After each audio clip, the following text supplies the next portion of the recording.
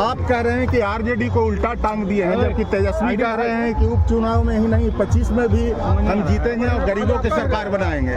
मेरे भाई, बेलागंज में 35 साल से अपराधियों ने अपना कब्जा किया हुआ है। जो आपराधिक प्रवृत्ति के लोग हैं, जो राजनीति करते हैं, अपराध जिनका मुख्य पेशा है, उन लोगों ने बेलागंज को कब्जा किया हुआ है। और जिन मुसलमानों की ताकत से वो ये कर पा रहे थे, जिस रस्सी का इस्तेमाल करके वो लोग ये ताकत बनाए हुए थे, वो रस्सी जनसुराज ने काट दी है और उसी रस्सी को लगाकर उनको उल्टा टांगा है। और तीसरे नंबर पर रहेगी आरजेडी, आप नोट करके रख लीजिए। आप ये भी कह रहे हैं कि किसी को वोट दे दीजिए लेकिन नीतीश को नहीं दीजिए, इसका वजह क्या? अरे भाई, नीतीश से ज़्यादा धोखा किसने दिया है? मान लीजिए कि आपको तो पता है कि सुरेंद्र यादव गलत है, सुरेंद्र यादव के आप खिलाफ खड़े हैं, लेकिन नीतीश कुमार का तो पता नहीं है कि वो आदमी तो अपने लिए किसी को बेचने को तैयार है। कल सुरेंद्र यादव को मंत्री किसने बनाया था? नीतीश कुमार ने बनाया था।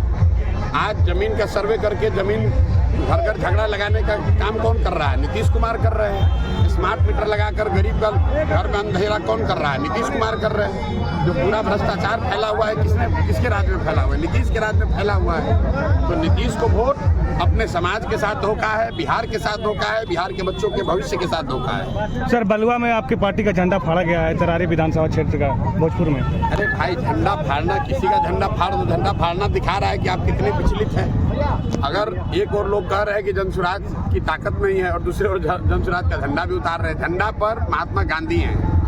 आप जनसुराज का, प्रशांत किशोर का झंडा नहीं फाड़ रहे हो, आप महात्मा गांधी को फाड़ रहे हो। तो दिखाता है कि आपकी प्रवृत्ति क्या है, आपका संस्कार क्या है, आपका कार्यकलाप क्या है। सर, मांझी जी ने कहा है कि परिवारवाद की परिभाषा प्रशांत जी को अच्छे से नहीं आता है, ये लालू जी करते हम नहीं करें। मेरे भाई, ऐसा है, अब मांझी जी की इतनी नहीं ताकत है कि मांझी जी से हमको सीखना है कि किस चीज़ का परिभाषा क्या है। मांझी जी खुद मंत्री हैं, उनका लड़का मंत्री है, उनकी पतोह चुनाव लड़ रही है। अगर ये परिवारवाद नहीं है तो परिवारवाद का नया डेफिनेशन, नया परिभाषा मांझी जी लिखे हैं तो जारी कर दें वेबस्टर वगैरह में, वो सब पब्लिश हो जाए।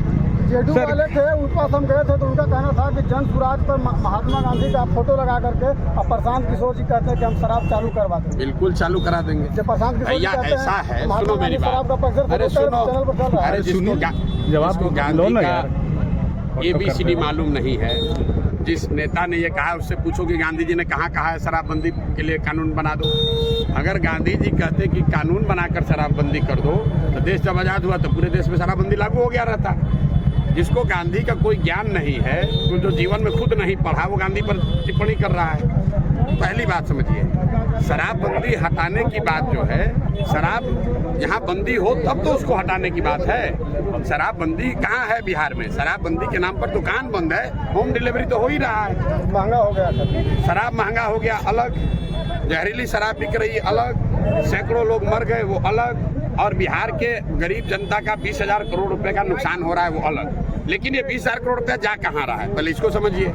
20,000 करोड़ रुपया जा रहा है बिहार के भ्रष्ट अधिकारियों के पास, अधिकारियों से जुड़े राजनेताओं के पास। तो जिनकी राजनीति, जिनका दलाली, जिनका शराब माफिया के पैसे से जिनका काम चल रहा है, वो तो चाहेगा ही कि शराबबंदी के नाम पर ये ढकोसला चलता रहे। कहाँ पर शराबबंदी है? हर गांव में तो शराब बिक रहा है। सर, केंद्रीय मंत्री गिरिराज सिंह कहे हैं कि राहुल गांधी देश में गृह युद्ध करना चाहते हैं। तो भैया, गिरिराज जी केंद्रीय मंत्री हैं, राहुल गांधी विपक्ष के नेता, उन दोनों से बतियाइए, हमको उसमें क्या बोलना। सर, सवाल ये है कि सुरेंद्र यादव कह रहे हैं कि तीसरा नेत्र खोलेंगे, त्रिनेत्र खोलेंगे। देखिए, एक दिनकर, महाकवि दिनकर ने एक वाक्य कहा है, जब विनाश मनुष्य पर छाता है विवेक पहले मर जाता है। त्रिनेत्रधारी हम लोग के लिए महादेव शंकर हैं। कोई व्यक्ति का तीसरा नेत्र नहीं हो सकता है।